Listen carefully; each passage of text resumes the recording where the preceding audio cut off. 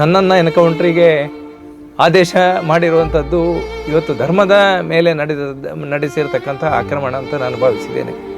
ನಮ್ಮ ಕುಟುಂಬದವರ, ನಮ್ಮ ಸಹೋದರರ ಮೇಲೆ ಕೂಡ ಮಾರಣಾಂತಿಕವಾಗಿ ಹಲ್ಲೆ ಮಾಡತಕ್ಕಂತಹ ಕೆಲಸ ಕಾರ್ಯವನ್ನು ಮಾಡಿದರು.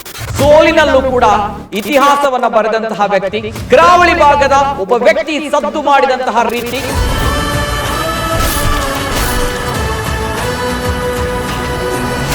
ಪುತ್ತೂರಿಗೆ ಇದ್ದಂತಹ ಈ ಸ್ವಯಂ ಸೇವಕ ಇದೀಗ ಹತ್ತೂರಿಗೆ ನಾಯಕನಾಗ್ತಾನೆ ಅನ್ನುವಂತಹ ಬಹಳ ದೊಡ್ಡ ಮಟ್ಟದ ಟ್ರೆಂಡ್ ನಡೀತಾ ಇದೆ. ಕರಾವಳಿ ಭಾಗದಲ್ಲಿ ಹಿಂದುತ್ವದ ಕಿಚ್ಚನ್ನ ಹಬ್ಬಿಸಿದಂತಹ ವ್ಯಕ್ತಿ, ಹಿಂದೂ ಹೃದಯ ಸಾಮ್ರಾಟ್ ಅನ್ನುವಂಥ ಹೆಸರಿನಿಂದ ಇವರನ್ನ ಕರೀತಾರೆ.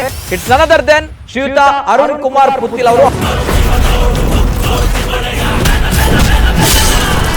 ಬಿಜೆಪಿಯ ಭದ್ರಕೋಟೆಯಲ್ಲಿ ಬಿಜೆಪಿ ಧ್ವಜದ ವಿರುದ್ಧ ಭಾಗವಧ್ವಜವನ್ನ ಹಿಡಿದು ಸೆಣಸಾಡಿ ಸೋಲಿನಲ್ಲೂ ಕೂಡ ಇತಿಹಾಸ ಕಂಡವರು. ಆ ಒಂದು ಸೋಲನ್ನ ಯಾವ ರೀತಿ ನೋಡ್ತೀರಾ? ವಾಮಾಚಾರದ ಮುಖಾಂತರ, ಹಣವನ್ನ ಹಂಚುವುದರ ಮುಖಾಂತರ ಕಾಂಗ್ರೆಸ್ಸಿಗೆ ಚುನಾವಣೆಯಲ್ಲಿ ಮತವನ್ನು ಕೊಡಿ ಸಂಘದ ಹಿರಿಯರು, ನಮ್ಮ ನಾಯಕರು ಮಾಡಿರ್ತಕ್ಕಂಥ ಆ ತಪ್ಪು ನಿರ್ಧಾರಗಳು ಇವತ್ತು ಇಡೀ ಹಿಂದೂ ಸಮಾಜ ತಲೆ ತಗ್ಗಿಸಿ ಕಾರ್ಯಕರ್ತರು ಸೋಲನ್ನು ಒಪ್ಪಿಕೊಂಡಿದ್ದೆವು. ತಾವು ಬಿಜೆಪಿಯಲ್ಲಿ ಇದ್ದೀರಾ ಈಗ?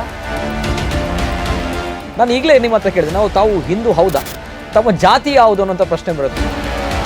ಪ್ರಭಾಕರ್ ಭಟ್ರೆ ಹೇಳ್ತಾರೆ ಬಿಜೆಪಿಗಿಂತ ದೊಡ್ಡ ಹಿಂದುತ್ವ ಇದೆಯಾ ಅನ್ನುವಂಥ ಪ್ರಶ್ನೆ. ತಾವು ವಿರೋಧವಾಗಿ ನಿಂತಿರುವಂಥದ್ದು, ಬಿಜೆಪಿಯ ವಿರೋಧವಾಗಿ ನಿಂತಿರುವಂಥದ್ದು, ಪಕ್ಷೇತರನಾಗಿ ನಿಂತಿರುವಂಥದ್ದು. ಅವರೆಲ್ಲರನ್ನ ಕೂಡ ಸಮಾಜದಲ್ಲಿ ಬೆತ್ತಲೆಯಾಗಿ ನಿಲ್ಲುವಂತೆ ಮಾಡಿದೆ.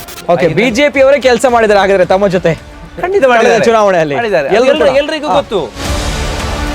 ಬಿಜೆಪಿಗೆ ವಿರುದ್ಧವಾಗಿ ಹೋದವರು ಯಾರೂ ಕೂಡ ಇಷ್ಟವರೆಗೆ ಬೆಳಿಲಿಲ್ಲ. ಅರುಣ್ ಕುಮಾರ್ ಪುತ್ತಿಲ್ ಅವರು ಬೆಳಿತಾರಾ ಅಥವಾ ಮತ್ತೊಬ್ರು ದುರಂತ ನಾಯಕರಾಗ್ತಾರಾ? ದುರಂತ ನಾಯಕ ಯಾವತ್ತೂ ಕೂಡ ನಾನು ಆಗೋದಿಲ್ಲ ಅಂತಕ್ಕಂಥ ವಿಶ್ವಾಸ ನನ್ನ ಜೊತೆಗೆ. ಎಷ್ಟು ಕೇಸ್ಗಳಿದೆ ಹಾಗಾದ್ರೆ ತಮ್ಮ ಮೇಲೆ? ಈಗ ದೇವಸ್ಥಾನದ ಹುಂಡಿ ಕದ್ದ ಕೇಸ್ ಇದೆಯಾ ತಮ್ಮ ಮೇಲೆ?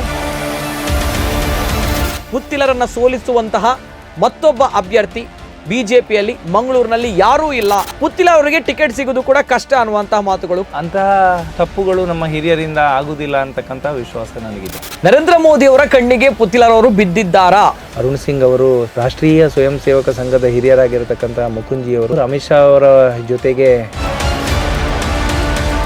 ಅಮಿತ್ ಶಾ ಅವರು ಕಾನ್ಫರೆನ್ಸ್ ಕಾಲ್ ಅಲ್ಲಿ ಮಾತಾಡಿದಾಗ ಅರುಣ್ ಕುಮಾರ್ ಪುತ್ತಿಲ್ ಅವರು ಆ ಕಾಲ್ ಅನ್ನ ಕಟ್ ಮಾಡ್ತಾರೆ. ಇನ್ನು ಬೇರೆ ವಿಷಯಗಳನ್ನ ಈ ಸಂದರ್ಭದಲ್ಲಿ ಚರ್ಚೆ ಮಾಡೋದಕ್ಕೆ ನಾನು ಇಚ್ಛೆ ಪಡ್ತಾ ಇಲ್ಲ.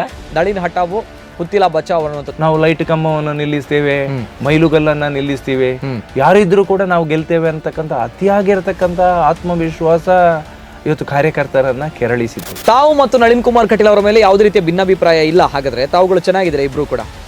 ಈ ಪ್ರಶ್ನೆಗೆ ನಾನೇನು ಉತ್ತರವನ್ನು ಈ ಸಂದರ್ಭದಲ್ಲಿ ಕೊಡ್ಲಿಕ್ಕೆ ಇಚ್ಛೆ ಪಡ್ತಾ ಇಲ್ಲ. ಮತ್ತೆ ನಳಿನ್ ಕುಮಾರ್ ಕಟೀಲ್ ಅವರಿಗೆ ಬಿಜೆಪಿಯಿಂದ ಮಣೆ ಹಾಕಿದ್ರೆ ಪುತ್ತಿಲ ಅವರು ಸ್ಪರ್ಧೆ ಮಾಡ್ತಾರಾ ಅಥವಾ ಹೊಸ ಮುಖವನ್ನ ಅಲ್ಲಿ ನಿಲ್ಲಿಸಿದ್ರೆ ಪುತ್ತಿಲ ಅವರು ಸ್ಪರ್ಧೆ ಮಾಡ್ತಾರಾ? ಸಂದರ್ಭ ಮತ್ತು ಸನ್ನಿವೇಶಕ್ಕೆ ಅನುಕೂಲ. ಅಲ್ಲ ಸರ್, ಪುತ್ತಿಲ ಅವರ ಉತ್ತರ ಬೇಕಾಗಿದೆ ನನಗೆ. ಖಂಡಿತ.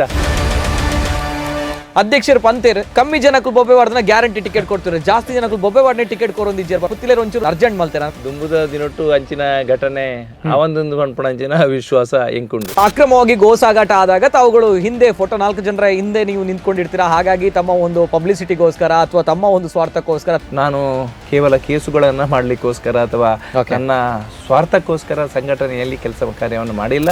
ಹಿಂದೂ ಮುಖಂಡರೊಬ್ರು ತಾವು ಸಾವಿಗೆ ಗೀಡಾಗಬೇಕು ಅನ್ನುವಂತಹ ನಿಟ್ಟಿನಲ್ಲಿ ಒಂದು ಹೋಮವನ್ನ ಮಾಡಿದ್ರಂತ. 12 ಲಕ್ಷ ರೂಪಾಯಿ ವೆಚ್ಚದಲ್ಲಿ ತಾವು ಸಾಯ್ಬೇಕು ಅನ್ನುವಂತಹ ನಿಟ್ಟಿನಲ್ಲಿ ವಾಮಾಚಾರದ ಮುಖಾಂತರ ನಮ್ಮ ಜೀವನವನ್ನೇ ಮುಗಿಸಬೇಕು ಅಂತಕ್ಕಂಥ ಕೆಲಸವನ್ನು ಮಾಡಿದ್ದಾರೆ.